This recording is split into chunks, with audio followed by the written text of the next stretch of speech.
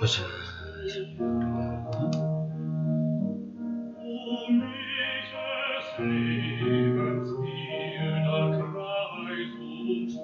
음악에 붙여야겠네.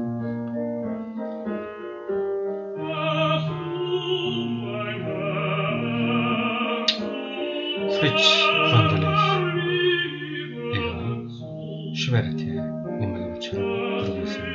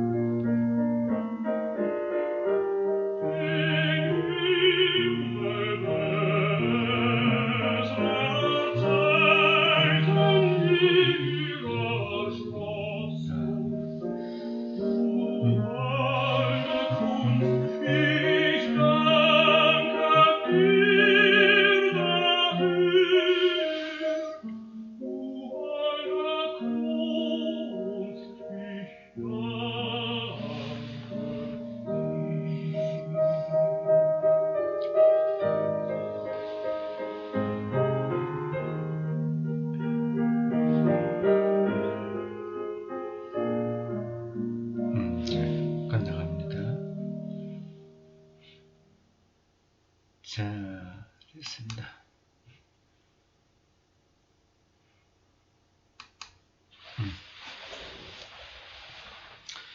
C.S. 루이스 책 강독 계속하겠습니다. 오늘 31강입니다. 4부의 6장입니다. 제목은 두 가지 부연 설명입니다. 두 가지의 부연 설명. 좀 미진한 대목을 좀 보충하는 것 같아요. 이거 아주 짧습니다.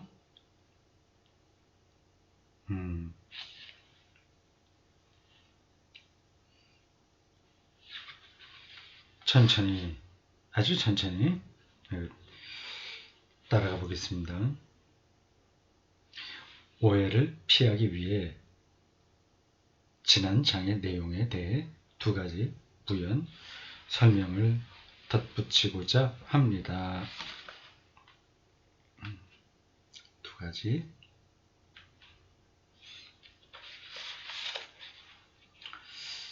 제가 지난번 강독하면서 조금 미진하다 이렇게 느꼈던 대목을 할지 안 할지, 제가 그런 걸 직접적으로 말을 하지 않았다고 하더라도 비쳤을 겁니다. 이러한 설명, 학문이라고도 할 수 있고 글쓰기라고도 할 수 있습니다. 하나님에 대해서, 기독교 신앙에 대해서 이야기하는 게 간단한 문제가 아닙니다. 좀 궁극적인 문제잖아요. 사람의 어떤 교양이나 취미생활이나 건강식품 그런 거하고는 다른 거라서 이게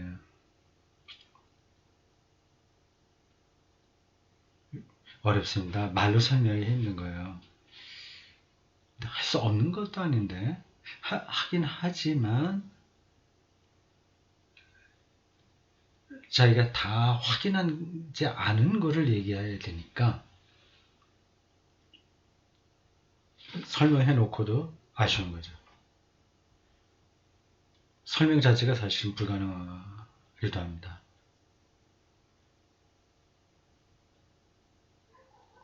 제가 양자역학에 대해서 여러 번 얘기를 했는데 그거하고 좀 하나님 이야기하고 비슷한 점이 있습니다.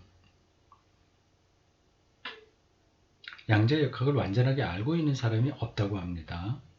요즘 이상하죠? 양자역학이 나온 지가 제법 됐습니다. 그 슈베르트의 일반 상대성 이론과 그리고 또 여러 학자들이 같이 얘기했던 양자역학, 양자중력 서로 또 좀 연관되고 있어요. 굉장히 복잡합니다. 저 같은 물리학의 문외한은 그냥 따라가기에 급급하지 다른 사람에게 설명하기 힘듭니다. 근데 어쨌든 그 양자역학도 설명하기 힘든 게, 그리고 완전하게 그 개념을 알고 있는 사람이 없다고 말할 수밖에 없는 이유는 실험으로 해서 똑같이 결과가 나오지 않기 때문에 그렇습니다. 관측자에 따라서 결과가 다르게 된다면 그게 도대체 뭔지 알 수가 없잖아요. 과학은 똑같은 조건에서 실험을 하면 똑같은 결과가 나올 때만 성립되지 않습니까?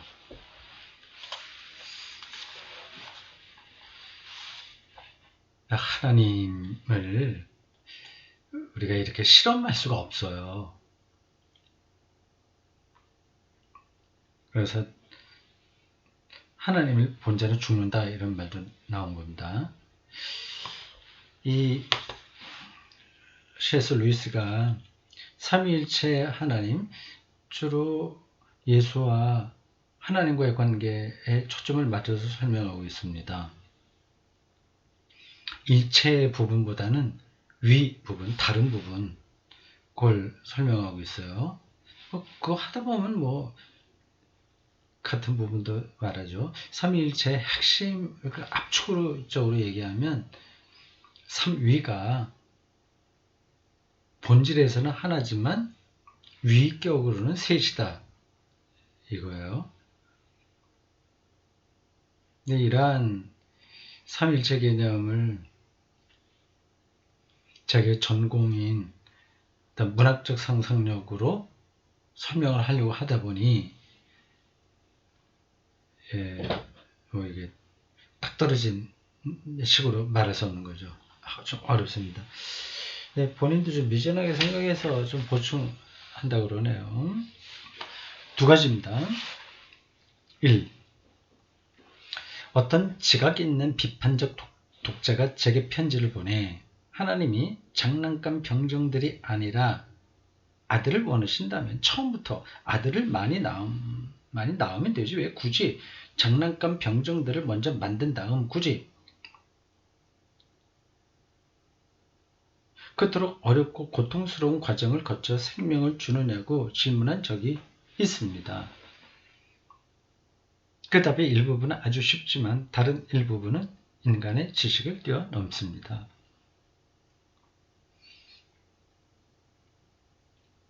쉬운 부분부터 말해봅시다. 인류가 오래전에 하나님께 등을 돌리지 않았다면 피조물로 해서 아들로 변화되는 과정이 그토록 어렵거나 고통스럽지는 않았을 겁니다.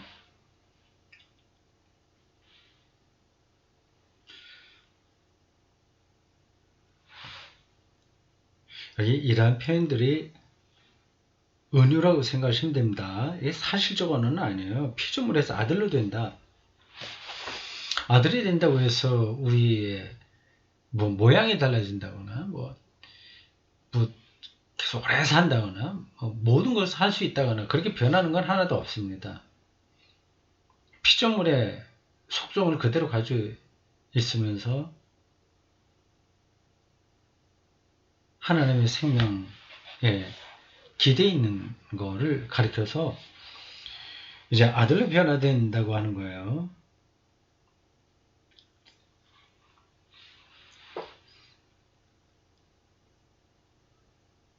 인류가 하나님께 등을 돌릴 수 있었던 것은 하나님이 자유의지를 주셨기 때문입니다. 논리적으로 좀 설명해 가는 겁니다. 결국 사람이 하나님에게 등을 돌렸기 때문에 이렇게 하나님의 아들로 변화되는 과정이 힘들고, 그럼 왜 하나님께 등을 돌리게 만들었냐? 그렇게 하지 않았으면 처음부터 문제가 간단했을 텐데, 이런 반론이 제기될 테니, 하나님이 사람에게 자유를 주셨기 때문이다. 그 자유를 잘못 사용한 거다. 그래서 하나님께 등을 돌렸다. 그런 논리가 성립됩니다.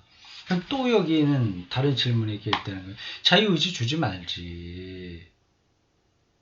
왜 그렇게 해놓고 배신했다고 한다면 그것도 미리 다 아셨을 텐데 왜 일을 이렇게 복잡하게 하냐, 만드냐, 이런 질문이 가능합니다. 그거는 이제 모르는 거죠. 그래서 루이스가 쉬운 설명도 있지만 이건 어떤 부분은 아예 우리의 인식을 뛰어넘는다 이렇게 말하는 겁니다.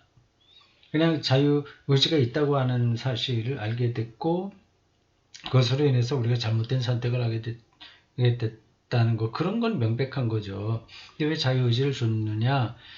그러면 우리들도 행복하게 하기 위해서, 인간의 인간성을 위해서 주셨다 이렇게 그렇게 말하면 이게 이제 그것에 대한 이유는 우리가 다 알 수가 없는 거죠. 그럼 자꾸만 꼬리를 물고 더 질문 속으로 빠져들게 만듭니다.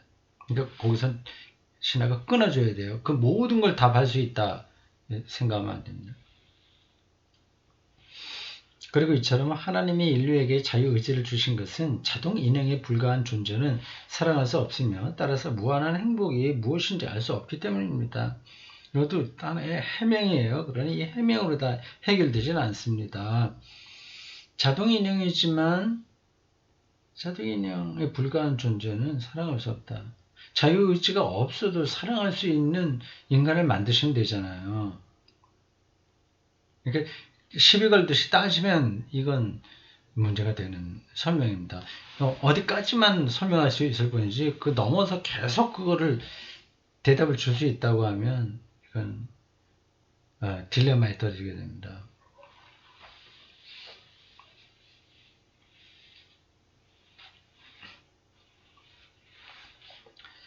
어려운 부분은 이것입니다. 모든 그리스도인이 동의하듯이 완전한 원래 의미에서 볼 때 하나님의 아들은 오직 한 분 뿐입니다. 예수 그리스도죠. 이에 대해 하지만 많았을 수도 있지 않은가 라고 굳이 묻는다면 헤어나올 수 없는 수렁에 빠질 수밖에 없습니다. 무엇이었을 수도 있다. could have been 이라고 하는 이 표현, 이것은 라고 하는 것이 과연 하나님께 쓸 수 있는 말입니까? 유하는 것에 대해서는 지금의 상태와 달랐을 수도 있다고 할 수 있습니다. 지금의 상태는 이전에 어떤 요소가 달라질 경우 달라지고 제2의 요소는 제3의 요소가 달라질 경우에 달라지는 식의 일들이 계속 이어질 수 있죠. 그 하나의 예로 설명하는 것이 괄호에 묶여 있습니다. 인쇄공이 빨간 잉크를 썼다면 지금 이 면에 실린 글자들은 다 빨개졌을 것이고 또 인쇄공은 빨간 잉크를 쓰라는 지시를 받았을 경우에 빨간 잉크를 사용했을 것입니다. 이를테면 이런 식의 일이 계속 이어질 수 있다는 것입니다. 그럼 해결이 안 되는 거죠.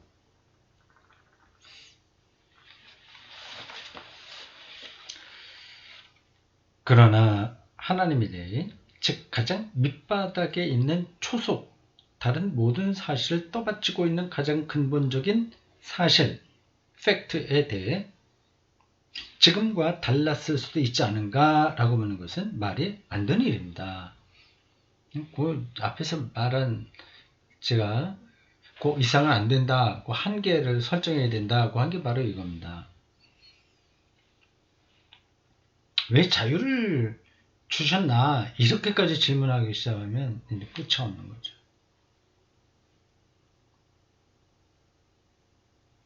그 사실은 현재 그 모습이 전부이며 더 이상 논의할 여지가 없습니다. 자유가 주어졌다. 사실이기 때문에 자유가 없다면 어떻게 될 것인가? 이거는 무의미한 질문이라고 하는 거죠. 그러나 이런 얘기까지 하지 않더라도 성부가 전에 여러 아들을 낳는다는 그 개념 자체에 벌써 문제점이 있습니다. 여럿이 되려면 어떤 식으로든 서로 달라야 합니다. 두 개의 동전은 모양이 같습니다. 그런데 어떻게 두 개가 됩니까?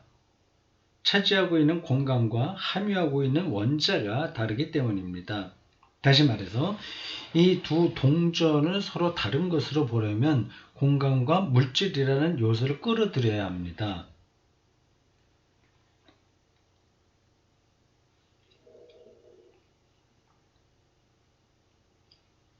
즉, 자연 내지는 창조된 우주를 끌어들여야 한다는 거죠. 저는 공간이나 물질을 끌어들이지 않고서도 성부와 성자가 구별된다는 사실을 얼마든지 이해할 수 있습니다. 성부는 낳은 분이고 성자는 낳으신 분이니까요. 성자에 대한 성부의 관계는 성부에 대한 성자의 관계와 다릅니다. 그런데 만일 하나님께 여러 아들들이 있다면 그들은 성부에 대해서는 서로에 대해 동일한 관계를 맺고 있을 것입니다. 그런데 어떻게 다룰 수 있습니까?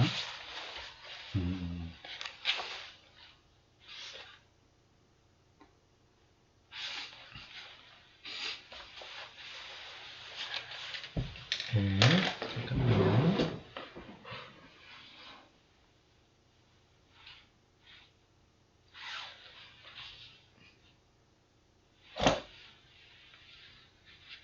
네. 맞아요. 이런 설명들이 좀 추상적으로 들리죠? 내가 사실 그렇게 합니다. 정통주의 신학에서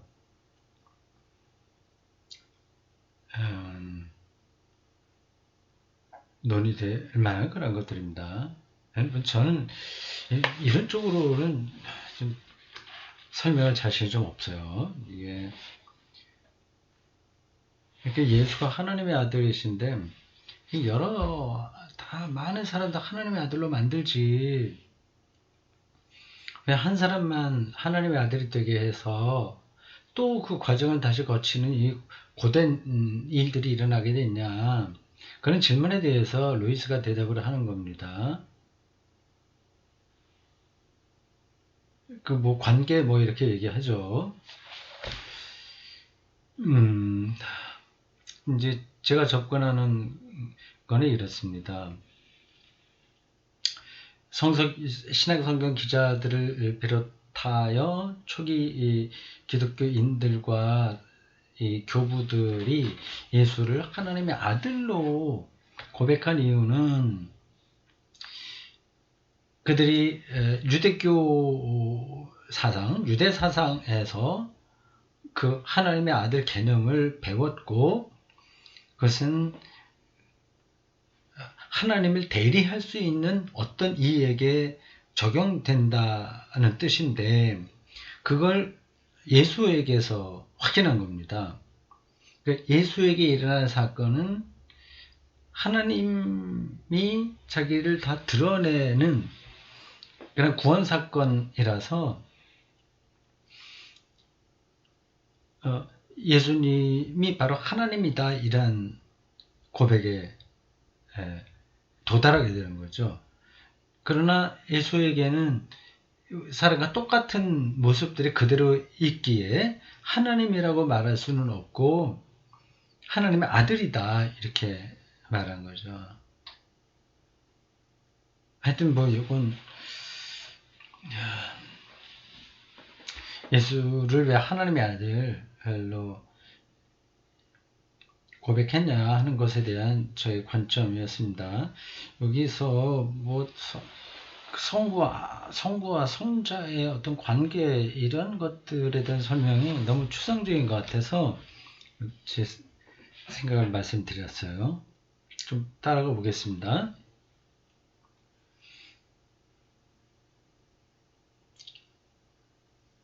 읽었나요? 마지막 문장? 그런데 만약 하나님께 여러 아들들이 있다면 그들은 성부에 대해서는 서로에 대해서 동일한 관계를 맺고 있을 것입니다. 그런데 어떻게 다를 수가 있습니까? 이게 무슨 말인가 이게. 네, 넘어가겠습니다. 물론 처음에는 이런 문제점이 눈에 띄지 않습니다. 사람들은 여러 명의 아들들이라는 개념도 가능하다고 생각하죠. 그러나 더 면밀하게 생각해 볼 때 제가 발견하는 것은 그 아들들이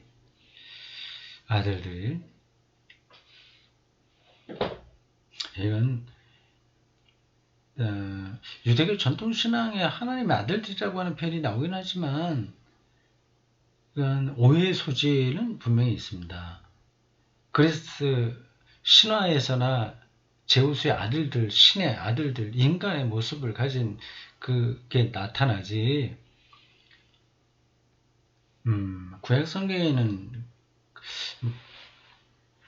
잘 나타나지 않죠. 뭐 천사가 나타나긴 하지만 천사하고 하나님의 아들들, 신들이 결혼해서 뭐 애를 낳고 그런 일까지 그리스 신화에는 나오지 않습니까? 근데 유대 전통에서는 그런 건 개입이 안 돼요. 하나님은 절대자이기 때문에 뭐 인간처럼 자녀를 낳고 뭐 이런 건 말이 안 됩니다. 이게 자칫하면 이게 그리스 신화하고도 막 뒤섞여져 갖고 그 기독교 신앙이 좀 왜곡될 염려가 좀 있습니다. 자, 보겠습니다. 사람들은 여러 명의 아들들이라는 개념도 가능하다고 생각하죠. 그러나 더 면밀히 생각해 볼 때 제가 발견한 것은 그 아들들이 일종의 공간 안에 함께 서 있는 모습을 막연하게라도 상상해야만 이런 개념이 가능하다는 점입니다. 다시 말해서 겉으로는 우주가 만들어지기 전의 존재들에 대해 생각하는 것 같지만 실제로는 우주의 그림을 슬쩍 그려놓은 다음 그 존재들을 그 우주 안에 세워두었기 때문에 이런 개념이 가능하다는 거죠. 뭘 얘기하려고 하나? 그렇게 우주를 그려놓지 않은 채 성부가 천지 창조 전에 낳으신 여러 아들들에 대해 생각하려 들면 아무 생각도 떠오르지 않습니다. 개념은 사라지고 말들만 어린거릴 뿐이지요. 괄호로 좀 보충 설명이 또 나옵니다. 자연, 공간과 시간과 물질, 이것은 어떻게 여럿을 만들기 위해 창조된 것이 아닐까요? 이렇게 여럿을 만들기 위해 창조된 것이 아닐까요? 먼저 우주 안에 여러 피조물을 만든 다음 영을 불어넣는 방법이 아니고서는 영원한 영을 여럿 만들 길은 없는 거 아닐까요? 물론 이건 모두 추측일 뿐입니다만. 기독교 정통신학에서 정리된 이야기는 아닙니다. 영문학자의 문학적 상상력에 의해서 추정되는 건데 뭐 영 엉뚱하다고는 할 수 없으나 이 사람이 말한 대로 그냥 추측 정도로 생각하면 됩니다. 질문에 대한 대답을 하다가 이렇게까지 됐습니다. 두 번째, 인류 전체가 어떤 의미에서 하나의 단일체라는 개념을 나무 같은 하나의 거대한 유기체 라는 개념을 개인적 차이는 중요하지 않다거나 탐이나 노비나 케이트 같은 실제 인물보다는 아주 구체적인 자연인 인물보다는 계급이니 종족 같은 집단이 더 중요하다는 사상과 혼동해서는 안 됩니다. 이건 그 대목에 짚었습니다. 저도 그 대목에 나올 때 기독교 신앙에서는 그 개체가 말살될 수 없다. 빗방울이 쭉 내려와서 냇가로 흘러서 강을 해서 바다로 들어가게 하나. 그래서 그 빗방울이 사라진다는 표현이 한번 나왔어요. 루이스의 말에. 사라지는 거 아니다. 그게 큰 물의 그 한 부분으로서 살아있다. 그래 얘기했는데, 마침 이제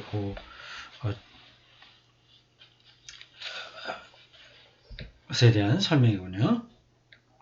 사실 이 두 가지는 정반대되는 것입니다. 같은 유기체에 속한 것들도 아주 다를 수 있고, 같은 유기체에 속하지 않은 것들도 아주 비슷할 수 있습니다.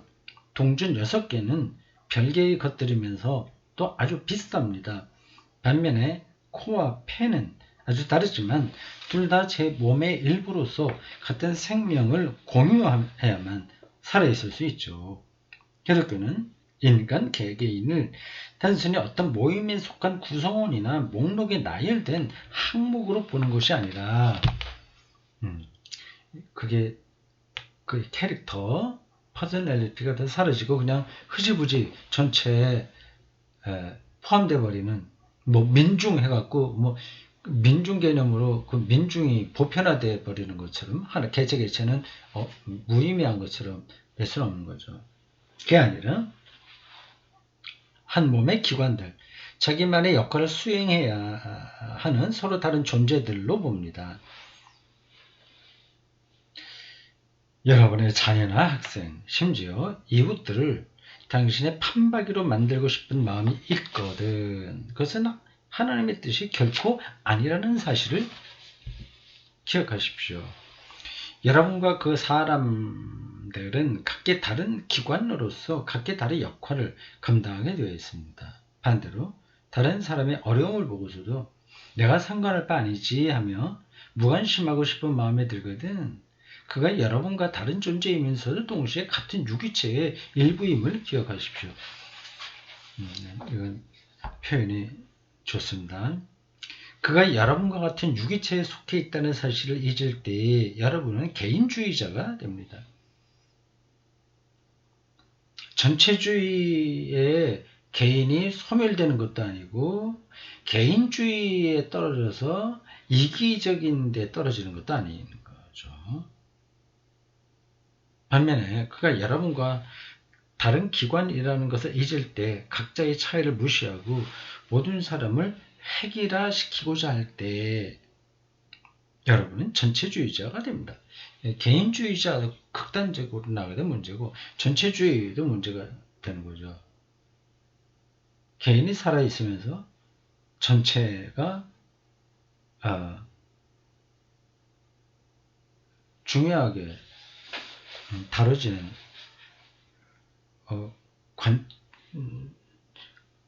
관점으로 봐야 된다. 그리스도인은 전체주의자가 되어서도 안 되고 개인주의자가 되어서도 안 된다. 예, 좋아요. 마지막 패러그래프입니다. 근데 지금 여기서 설명하는 것도 사실 이게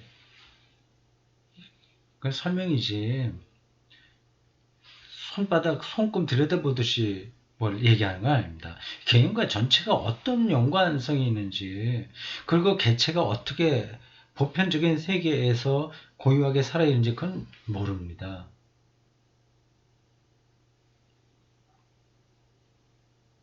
이 두 가지 중 무엇이 더 그릇된 생각인지 말하고 싶은 마음이 굴뚝 같습니다. 개인주의가 더 문제라고 하겠죠. 그리고 보겠죠. 저도 그렇습니다.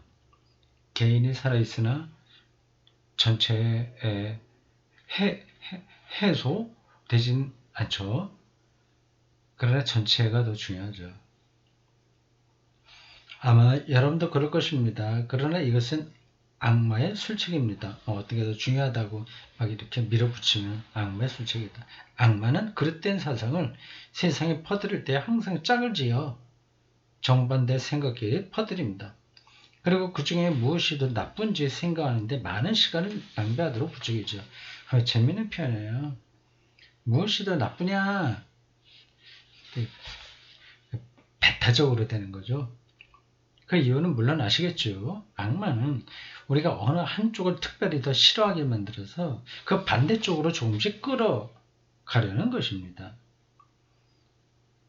그러나 우리는 속지 맙시다. 우리는 오직 목표만을 바라보면서 그릇된 두 생각 사이에 난 길을 똑바로 걸어가야 합니다. 그중 하나에 더 관심을 둘 필요가 없습니다.